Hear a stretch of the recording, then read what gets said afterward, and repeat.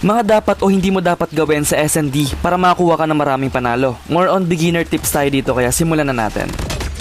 Tip number 1, huwag kayong magsosolo sa site kapag dala nyo yung bomba dahil walang magre-recover ng bomba once na ma-down kayo. Yung bomba kasi ay ng main objectives ng S&D dahil ayan ang kokontrol sa game. Once na napabayaan mo yung objectives, mas malaki yung chance na matalo kayo. Tip number 2, kapag defender naman kayo, pag na-drop na ng kalaban yung bomba, huwag nyo nang hayaang makuha pa nila. Lalo na kapag solo ka lang, mas gawin mo to kaysa mag-hunt ng kills dahil magmamadali ang kunin kapag maiksi na lang yung oras or hindi nila kayo kayang ubusin sa gunfights. Sabi ko nga, yung bomba yung kokontrol sa game, so wala silang choice kundi kunin yan sa akin. Sure win kapag praya yung objectives. Tip number 3 is yung pag-slide pick every corner. Iisa lang yung buhay mo dito every round kaya ingatan mo na. Lagi kang mag-expect ng kalaban every corner para lagi kang safe. At mauuna ka pa sa putukan dyan dahil naka-pre-aim ka na. Ayan yung mga madalas ginagawa ng mga pro sa mga tournaments. Tip number 4, ang open plant. Kung may opportunity kang mag-open plant, gawin mo. Huwag mo itago yung bomba dahil magandang investment yan kapag dinedefuse na ng kalaban. Mag-hesitate din silang i-defuse yan kasi napaka-open. Vulnerable na kasi sila once na nag-defuse sila. Kaya anytime pwede sila ma-deads.